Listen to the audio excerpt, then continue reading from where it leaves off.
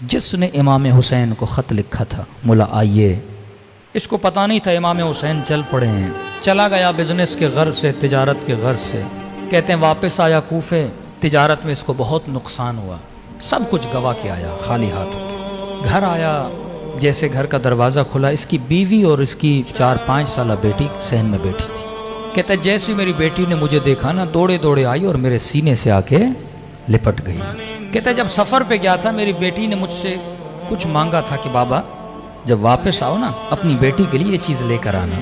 کہ رب جیسے بیٹی سینے پہ لگی نا، باپ تھا سب کچھ گوا کے پہنچا تھا۔ میں نے کہا بیٹی پوچھے گی بابا یہ لائے، میں نے یہ گفٹ بولا تھا، لیکن بیٹی نے یہ نہیں پوچھا۔ پہلا سوال جو میری بیٹی نے کیا، کہنے لگی بابا آپ کربلا نہیں گئے؟ کہہ رہا بیوی سے کہا کیا کہہ رہی؟ کہنے لگی شوہر کچھ کما کے لائے ہو، اتنے دنوں سے نہیں تھے؟ کہا نہیں زوجہ نقصان ہوا بہت۔ کہا گھر میں کچھ بھی نہیں ہے کھانے کے لیے؟ کہا بیٹی کیا کہہ رہی ہے؟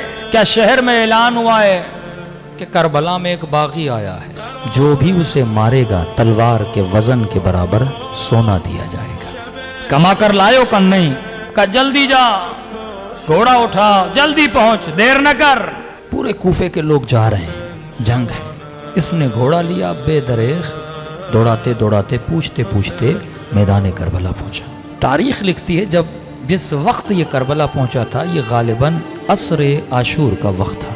اس نے دیکھا میدان کربلا پہ لاشیں بکھری ہوئی ہیں، ایک ہجوم ہے گھوڑے سواروں کا، نیزے برداروں کا، اور اس ہجوم کے بیچ میں ایک شخص تکو تنہا کھڑا ہے۔ کوئی اسے پتھر مارتا ہے، کوئی اسے تیر مارتا ہے، کوئی اسے نیزہ مارتا ہے، کوئی دور سے تلوار مارتا ہے۔ کہتا میں سمجھ گیا یہ دشمن ہے جسے مارنا ہے۔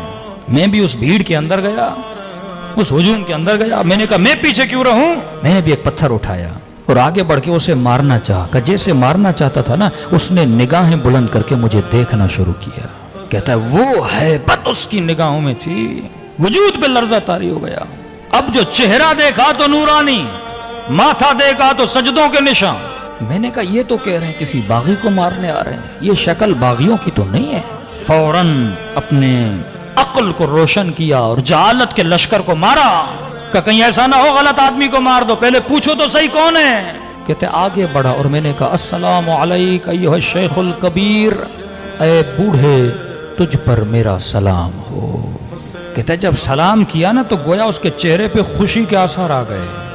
کبھی سوچا عاشور کے دن 100 مرتبہ مولا کو کیوں سلام کہنے کے لیے بولا گیا؟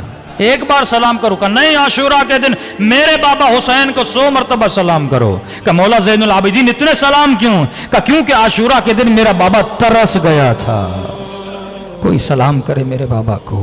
کہتے تھے یہ مسلمان نہیں ہے، اس کو کیوں سلام کریں؟ اس نے کہا السلام علیک ایھا شیخ الکبیر، اے بوڑھے تجھ پر میرا سلام ہو۔ اس نے کہا وعلیک السلام، تجھ پر بھی میرا سلام ہو۔ میں نے کہا آپ کون ہیں؟ کہ عجیب ہو، بلاتے بھی خود ہو، پوچھ بھی خود رہے ہو میں کون ہوں۔ کہ متعجب ہوا کیا مطلب؟ کہ تو نے خط نہیں لکھا تھا حسین کو؟ اب 5 منٹ کے لیے تصور کریں تیرے ہاتھ میں پتھر ہو اور تو کسی کو مارنا چاہے، اسی وقت تجھے پتا چلے یہ تیرا امام زمانہ ہے، کیا گزرے گی انسان پہ؟ محب تھا، عاشق تھا، کہتا بدن پہ لرزہ طاری ہوا۔ میں نے کہا حسین؟ کہاں محمد کا نواسا حسین۔ کہتا ہے دوڑا دوڑا مولا کے قریب گیا۔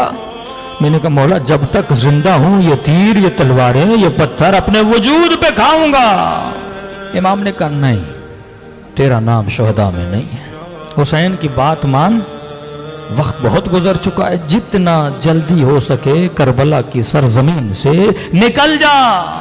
میں نے کہا مولا اس حال میں اپنے مولا کا حکم دے رہا ہوں نکل جا، تیرا نام شہداء میں نہیں ہے۔ مولا جلدی کیا ہے؟ فرمایا ابھی آواز دوں گا حل من ناصر ینصرنا، جو آواز سنے گا اور نہیں آئے گا جہنمی بنے گا۔ میں نہیں چاہتا تو یہ آواز سنے، نکل جا کربلا سے۔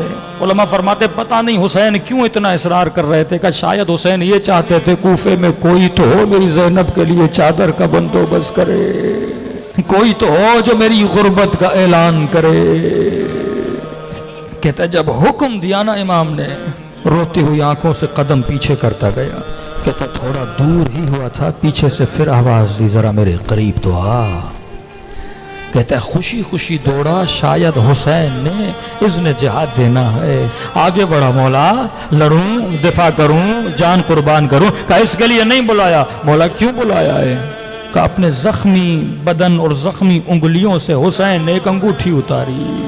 مجھے نہیں پتا میرے مولا کی انگلیوں میں انگوٹھیاں تھی کتنی، ایک انگوٹھی تو ظالم نے انگلی سمیت کاٹ لی تھی۔